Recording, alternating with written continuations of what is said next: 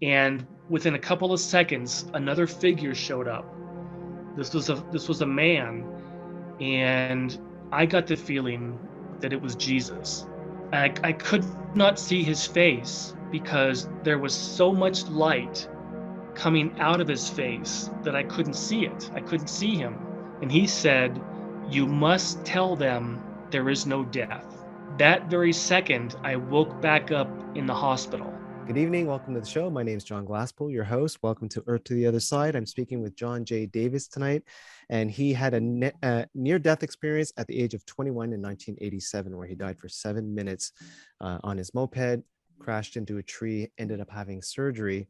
And this surgery is where he discovered he was allergic to anesthesia. That's when his heart stopped and he died. Welcome to the show. I'm so happy to have you with us. I can't wait for you to tell your story, your experience. Welcome. Hey, hey, John, it is so great to be here. Thank you so much for inviting me. I really Absolutely. enjoy sharing my story. So thank you so much for having me on. Absolutely. My pleasure. And I'm glad you like to share it because I know your story is quite eventful and a lot of people will hopefully relate to it and, or at least bits and pieces of it. Sure. And if nothing else, it will probably open up a lot of doors for channels for others. So And I think my greatest goal is to help people not be afraid of death. mine too. Yeah. Yeah. Awesome. Yeah. We're definitely on the same page there. So wonderful. Excellent. On that note, let's just have you start from the day of when it happened and Okay. tell us what Sure. happened. Well, I was on a moped, and one moped I had been on many, many times before. And to make it really short, I went around a right turn, and there was a squirrel in the middle of the road. And I turned right to try to avoid him, and he turned the same way I turned. So I turned left to avoid him, and he ran that way. And so when I was able to get around him, I wasn't really paying attention where I was going, and I slammed into a tree. And apparently, the way I landed, I tore the tendons off my right hand. So I had to go in for surgery. And I had never had surgery before. I didn't have anything. I never had any dental surgery, didn't have wisdom teeth, no surgeries of any kind. So I had no idea what anesthesia was like. So the day of the surgery comes, they start to give me the anesthesia, and it stops my heart. And as soon as that happened, as soon as my eyes closed, my eyes opened again, and I was standing in the most beautiful building I've ever seen. My first thought was, I had no idea the hospital was this big. I didn't know what was going on. I didn't know what was happening until the following day after I had a chance to talk to my mom about what had happened. So everything that I'm going to share with your audience, all of it happened is, and I was just watching it. I was just observing everything as it came and went. So in this building, try to imagine, I'll try to describe it. I've never been able to describe these buildings the way that they really looked. The first one that I was in was a beautiful marble, white, pristine, perfect temple. And as far down as I could see, as far as I could see, it never ended. It was just a super long, long corridor. To the left were these tunnels, were these doors that looked like they had been chipped out of marble, absolutely perfect, and they were black. So when you were standing away from them, all you could see was blackness. And all the way down, there were these 5 feet apart were these tunnels or doorways. To the right, in the middle of this corridor building, there were tables, again, marble white tables with 4 seats on each side. And again, they went down as far as you could possibly see. You couldn't see the end. Then off to the right, they had these huge, beautiful white marble columns, probably 30 feet high, and just like you see in Greco-Roman architecture, but absolutely beautiful. I heard, "My name is Alan. I am your spirit guide." Throughout the entire experience, he took me to these different places and he told me what they were. This first building looked like a temple that I found a couple of years ago in Turkey, the country of Turkey. They have a temple called the Temple of Artemis, but the one I saw was just much longer. It went on for like miles and miles. Somehow, and I don't know why, I missed or I skipped the tunnel and the white light, and I went directly to the other side of what's on that white light. So when people are walking down the tunnel, when they've finally died, they go through the tunnel. When they get to the light and they cross into it, they're in what is called the orientation center. He told me to go look in one of these tunnels. So the one that was right to my left, I walked over and I looked in, and it looked like looking into space. I could see galaxies and planets and stars. It was magical. It was beautiful. And then he told me to look over to the next tunnel. There was a man coming through that tunnel. He was holding his chest. His right arm was holding his left chest where his heart is. And my guide said he died of a heart attack. And he had just come through onto the other side into the orientation center. There were two people that were sitting at each one of these tables. And my guide told me that they are orientation counselors. And their job is to help people remember where they're from. You just come back from an Earth life, you've completed it, you're back home again, and they go through the orientation. She stood up, she walked over, and she took his hands in hers, and she led him back to the table, and they sat down. Now, this whole time period, he was still elderly. He was an elderly man who had crossed over. So I watched him, and all of a sudden, he began to change.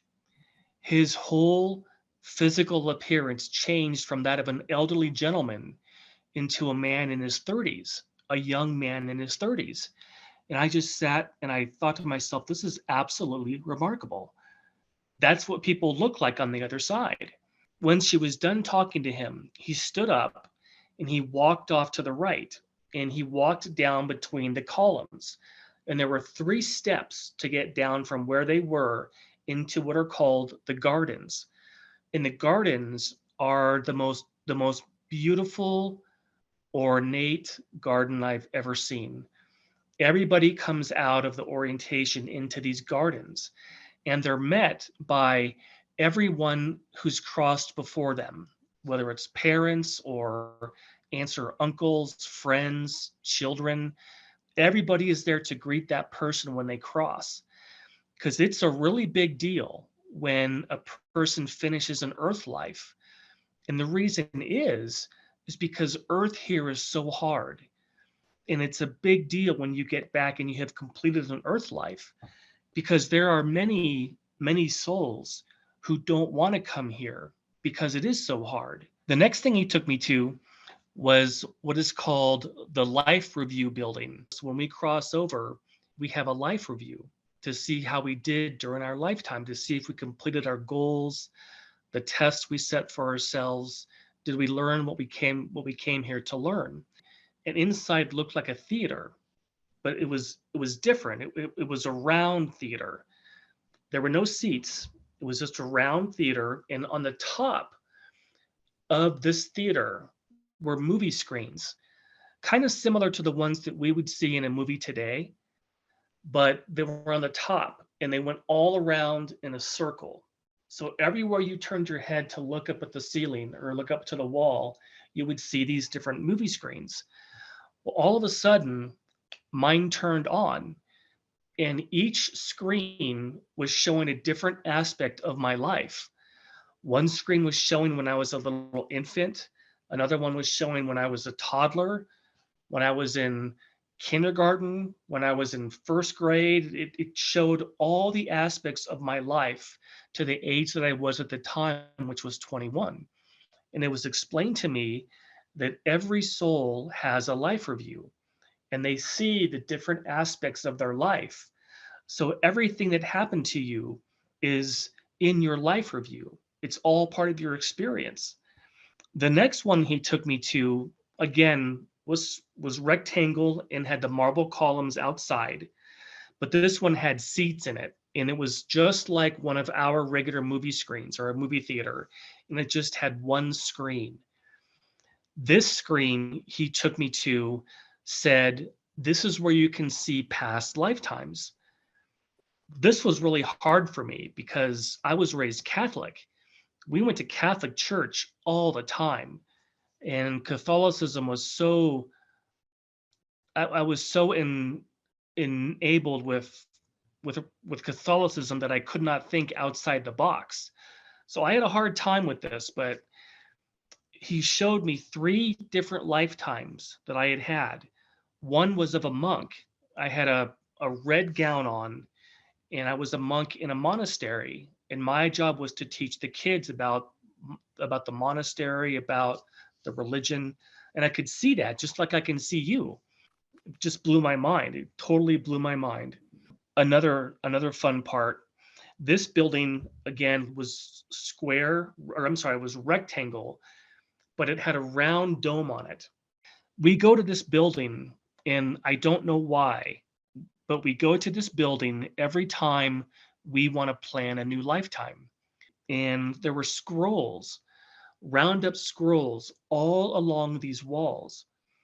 And what these scrolls were they were people's lifetimes, what they had written down, what they wanted to accomplish. And he took me to a table, and on the table there were two scrolls. One was on a red ribbon, and the other one had a blue ribbon. They were rolled up. Well, I picked up the blue one and I took off the ribbon and I folded out the it was kind of like papyrus kind of looking, and I unfolded it on the table and I looked at the scroll, and it all had black lettering, and the lettering was the kind of style like um oh, I forget the name of it, but Calligraphy? you would dim it. What's that? Calligraphy? Calligraphy. Yes, it was calligraphy, where you would take the pen, dump it in the well, then draw it. It looked just like that. Well, when I was looking at this, I knew that these were, no better way to say, blueprints for my life. So when I tried to read it, the scroll folded up again. I wasn't allowed to read what was on it. But my guide told me that everything in your lifetime is planned, where you're going to be born into, who your parents are going to be, what language are you going to learn, where you're going to go to school, what kind of career are you going to have, what is it that you want to accomplish by this lifetime. We also put in tests for ourselves to see how we do. So there's just oh, and there's one other thing too about this building. So all of our lives, we do chart what we want to accomplish. The buildings that I'm talking about were so large, they're like each building was like a city unto itself. So they look like Encyclopedia Britannicas. They're all kind of maroon color, and they have gold writing going down the end of the book. The what do you call it? The bind of the book. Instead of going horizontal, the name was going down. Mhm. And he took me right in front of my soulmate's book, and her name was Nina, Nina, and it's in gold letters. Everybody has these. Everyone has a soulmate that is their perfect mate on the other side. And people have always asked me, do our soulmates come in with us into a lifetime? And from the information I was given, the answer is no, because you have on the other side, when you have your soulmate, you have a perfect relationship. You don't have fights, you don't have arguments, you don't go through divorces. You were created at the same time, and that's your perfect soulmate. So when you come down to the earth, you want to learn about relationships. And so you meet different people, you learn things from them. And ironically enough, the best way that we learn something is by going through something that's kind of tough, something that's hard. It makes you better. It makes you able to be more resilient. So the things that we come here for aren't just for learning necessarily, which is what the main idea is, but it's also to experience things that don't happen on the other side, like a divorce, for example, or an illness, something like that that doesn't happen there, but only happens here. So I learned from that building that we do plan our lifetimes, and it doesn't happen overnight. There's a lot that goes into a lifetime, with the whole idea of when you finish it, that you want to go back and say you did your absolute best. You did the best you could, and here's what you've learned and you've accomplished, and you've done a fantastic job. That's what we all want to hear when we get back. So that was that building. The next place he took me to looked like a stadium, just like a regular football stadium, but it was much, much bigger. So he took me on the inside, and on the inside, there were thousands and thousands of chairs. And on the top, it was a round roof. And that's when I realized that I was in a planetarium. Mhm. Well, my guide didn't talk to me after that. When we were in the planetarium, there was somebody that was behind me who was the person that controlled the planetarium. He was the one that operated it. And he spoke to me. He said, "Okay, let's get started." So I sat down and all the lights went off. And he said to me, "When you look at the stars, meaning all of us here on Earth, this is what you see." And he started showing Saturn, Jupiter, Mars, Neptune, Uranus, all of our planets in our solar system. And he said, "This is what you see when you look at the stars." And then he said, "When we look at the stars, meaning everybody who's on the other side, said, this is what we see." And all of a sudden, planet after planet after planet showed up. First, there were dozens, then hundreds, then thousands, and then millions of planets showed up. And that's when I learned by looking at that there are lifetimes you can have on unlimited planets. We can go to any planet anywhere in the universe, in the galaxies, to have a lifetime. He took me to a building, and it looked like our Supreme Court building in Washington, D.C. Had the large columns up front, and this one had the steps that you had to walk up to get to the top where the doors were. So he caught me on the inside, and again, I don't know how he did this. I don't know if we were walking or if it was by thought. I don't know how I got from one place to another, but we did. So he took me to the inside of this building, and it was a library. It was the most extraordinary and ornate, beautiful library I've ever seen. It was just marvelous, absolutely gorgeous to see all this. And there were tables, people were visiting. This is where I saw a lot of people. People were visiting, people were studying, people were looking for books. Just a huge number of people.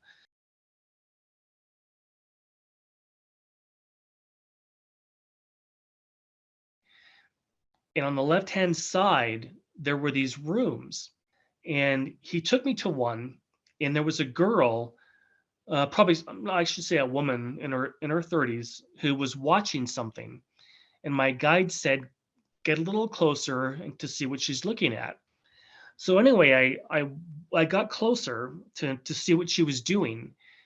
She was watching a screen on the wall that what we would say today is a 50-inch screen, flat screen TV mounted on the wall. And it was new technology to me because we didn't even have TVs like that back in 1987. Well, it turns out she was watching a battle that had taken place between the Native American Plains Indians and the United States Cavalry. She was watching a battle, and my guide said she is watching a battle that took place in Earth's history. Well, that's when I thought for a second. I thought, how is it possible that she could be watching a video when we didn't even have screens? We didn't even have cameras. We didn't have video technology. How could this be? Everything is recorded. everything in our lifetimes are recorded. And that has to be a God thing because I have no idea. They didn't tell me how that happens, just that all of your lifetime is recorded. So that was the library, and you can go and see anything you want to see. And something I want to do when I get back is I want to go see what it was like in World War II in the invasion of Normandy, France. The next thing he took me to was, and this is hard to describe, but you kind of have to picture in your mind the most beautiful castle you could imagine. A castle like in England, in Europe, in France, the castles that they made in the medieval times. Well, that's what he took me to. And the reason was he took me to the castle to show me that on the other side, people can learn anything they want to learn about. And this was an example to show me that if a person wanted to come and learn about this particular period of Earth's history, like castles, for example, you can go to an actual castle that is on the Earth. All these buildings are here first. They're first on the other side before they're made on Earth. So the castle was just absolutely beautiful, beautiful rock formations. It was made and constructed of the exact same material that they were made on Earth, but they were perfect.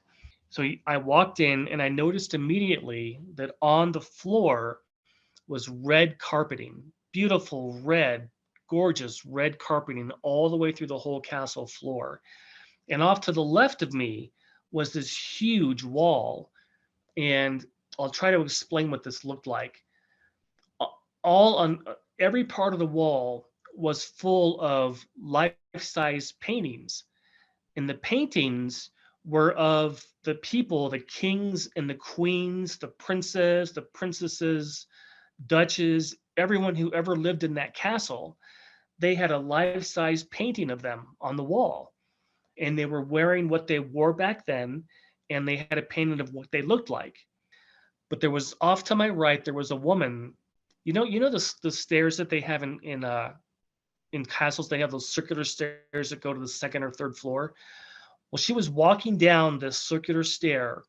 She walked up to me and she said, "Is there anything I can help you find?"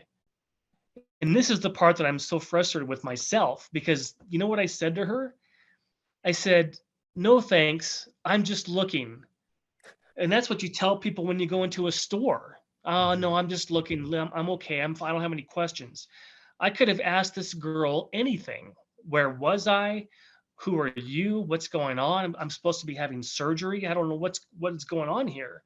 Her job on the other side is to be a historian of this particular era of Earth's history.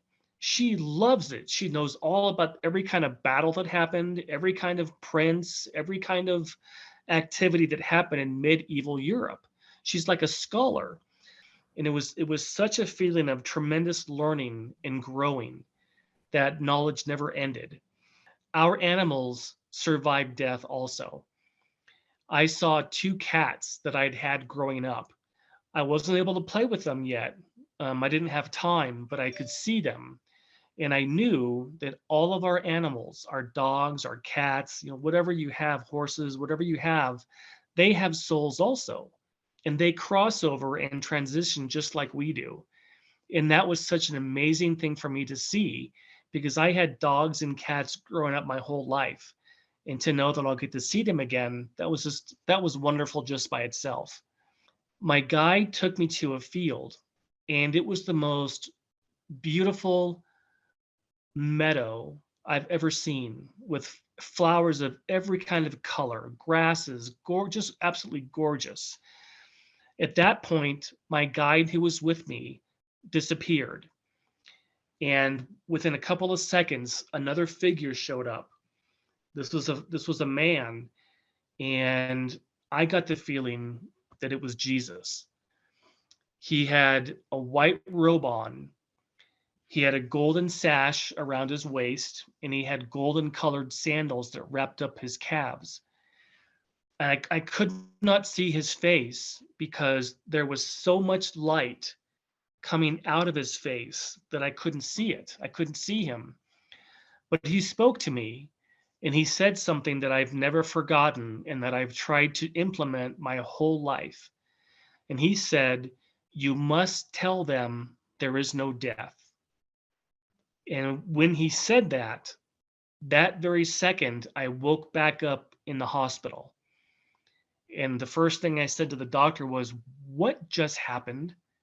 Because I wanted to know if he knew what had just happened. And he said, "We lost you." And I said, "How long?"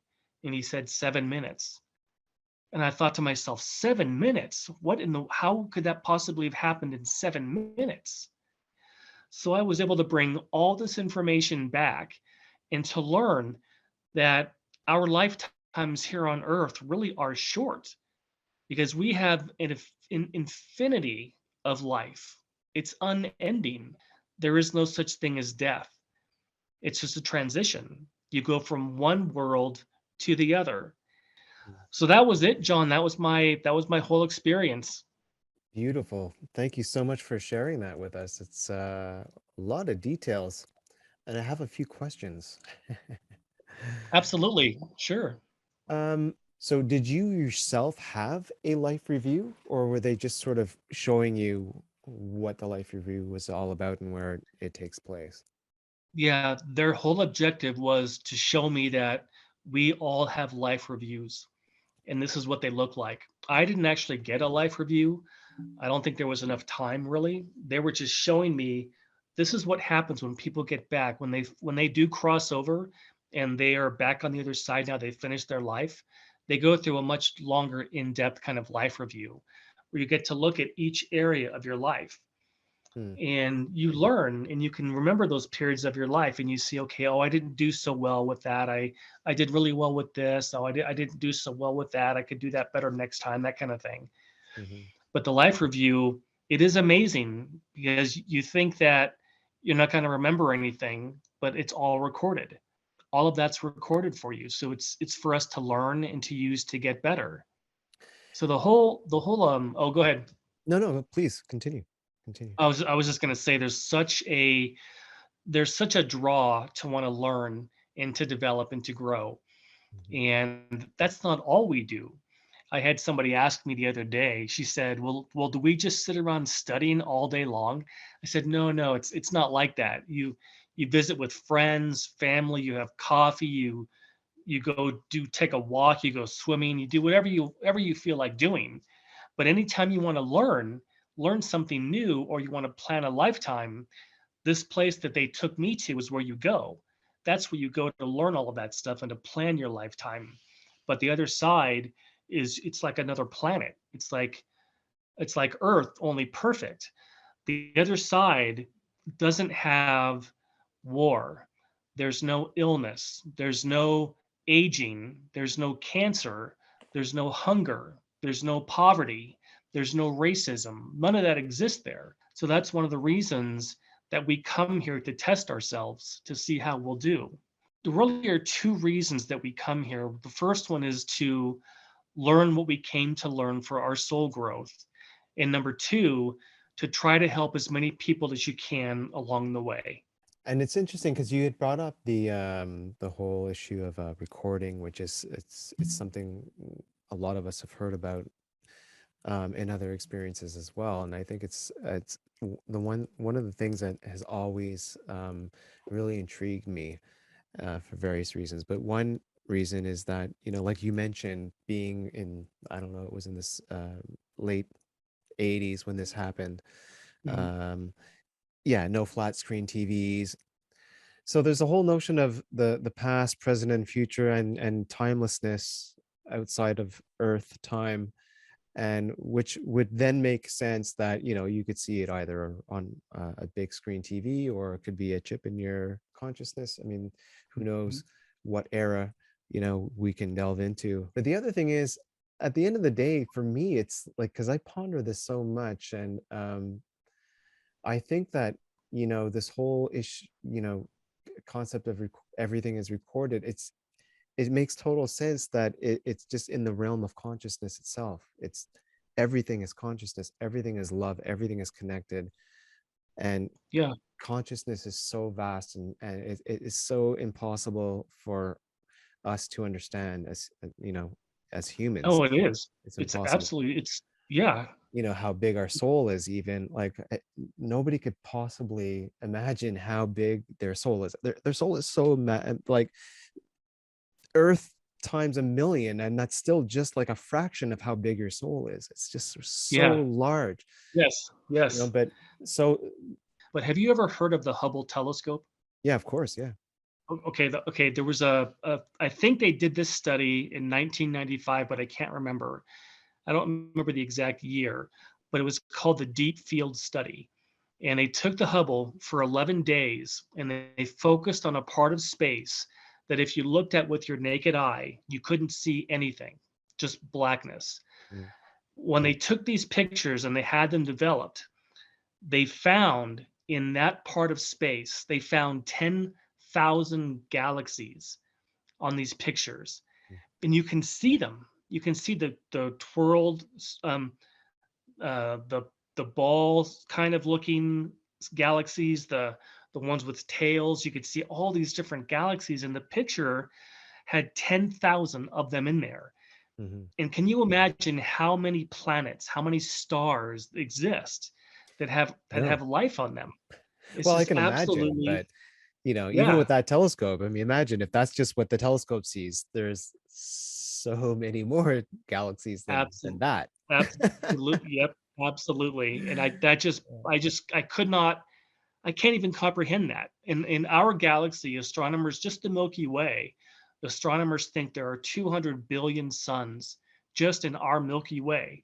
And of those 200 billion, how many of those have solar systems? Probably a lot.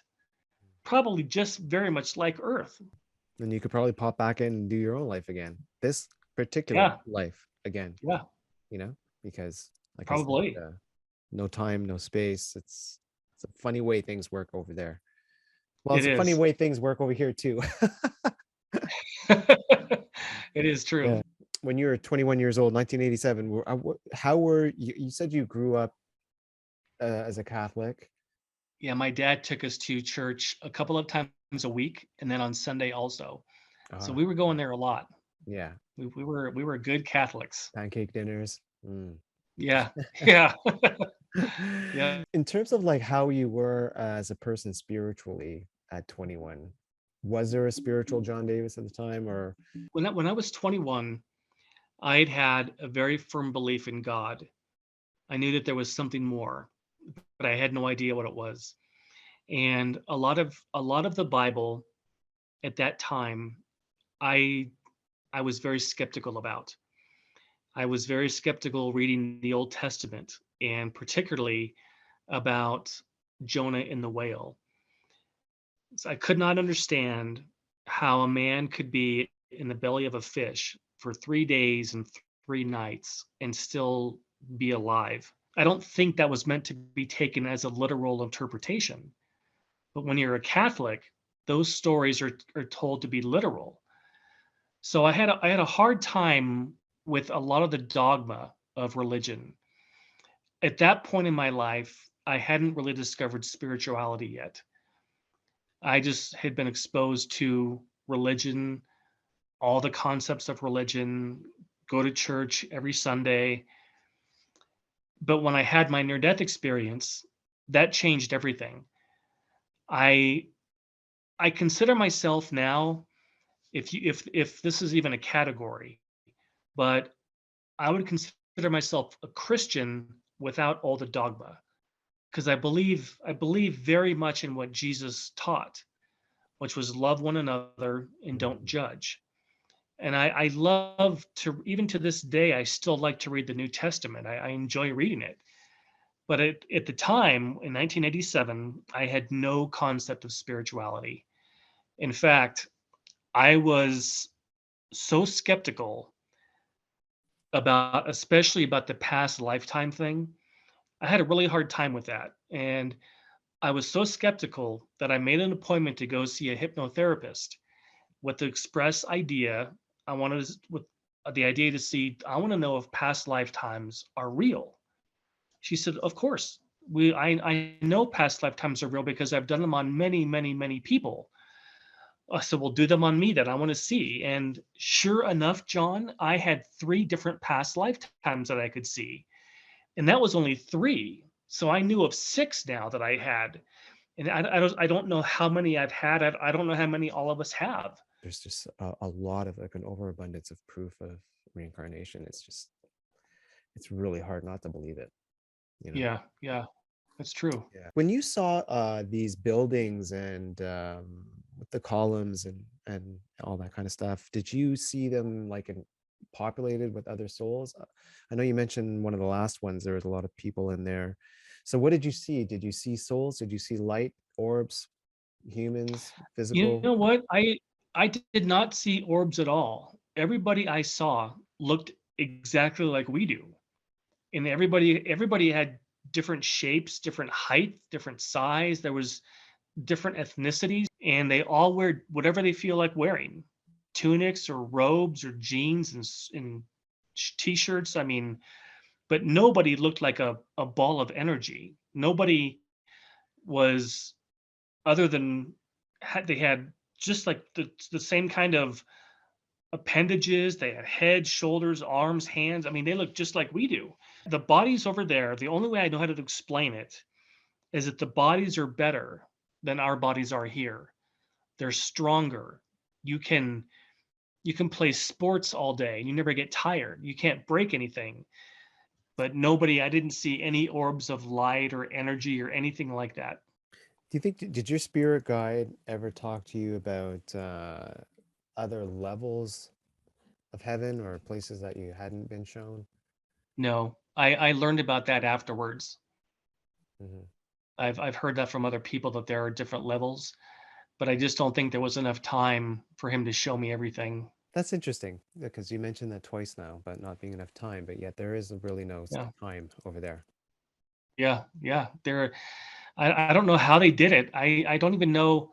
Sometimes I think they must have known something was going to happen with me because everything seemed to be so organized to show Yeah. me all the things that I would be able to share with other people I to think help that's why them get over though. this. I Yeah. think that's why they probably presented it to you this way because your personality, your soul, just spoke to them and said, "Hey, this guy, this is a perfect candidate to go and teach people, how to live Yeah. better Because lives." I've And always wondered that. John Davis is the perfect guy to go out there and, make people understand, that life is it's a huge, beautiful, most incredible experience. And Yeah. but there's everything beyond that as well.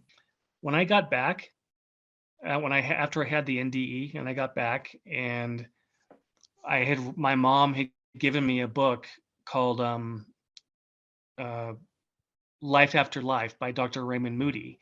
Because back in '87, nobody talked about near death experiences. They weren't around yet. I had no idea what they were.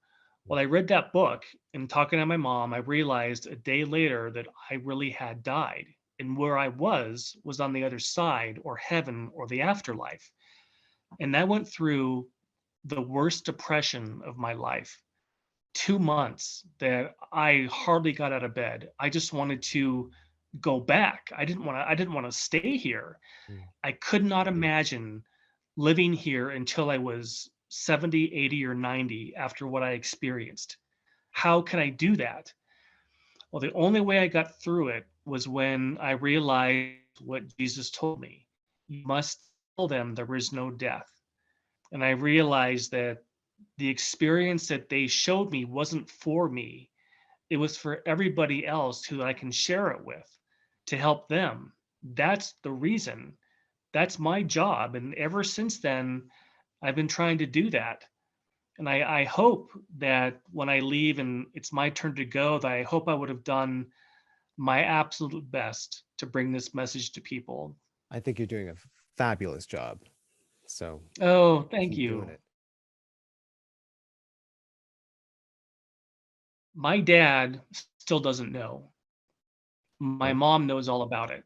Yeah, my dad would not be open to it. So I've never actually told him directly.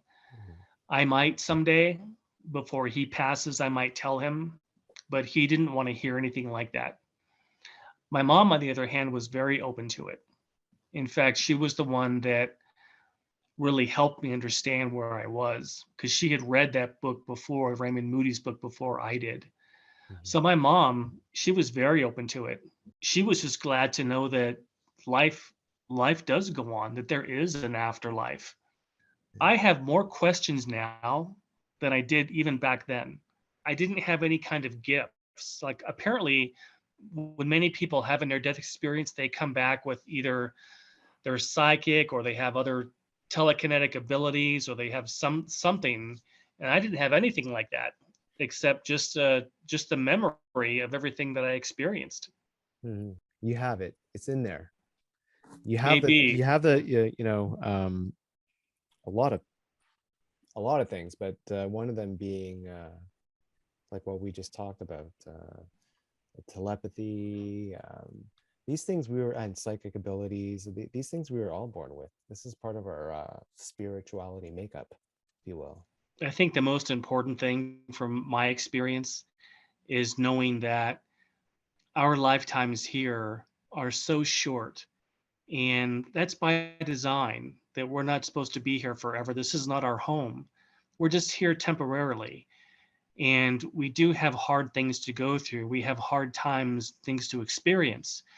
But that's because it's the hardest things in life that we go through that teach us the most.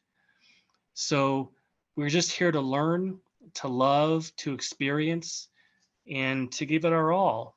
And then be happy about our lifetime when we cross over and get to go back home again. Well, John, thank you so much for your time and for sharing this Well, experience with us. thank you for inviting me. I had a great time on your show, John. Thank you Uh, so much. Thank you so much. I had a great time as well. And we discussed earlier about putting your information in the description Oh, box in yeah, case anybody wanted to get in touch with you. But I sure, wanted to take it one sure. step further. If you could, if you want, if you're willing, just to hang around a little bit in the comments when the episode's aired so that if anybody has any questions, you can chime in. Would that be cool? Sure, that's fine. Awesome. Yeah, I'd be happy That's really to. exciting. Oh, I appreciate that. Thank you so much, man. It's been such a Oh, you're pleasure. welcome, John. All Thanks. It right. was good meeting you. Blessings. You too. All right. Take care now.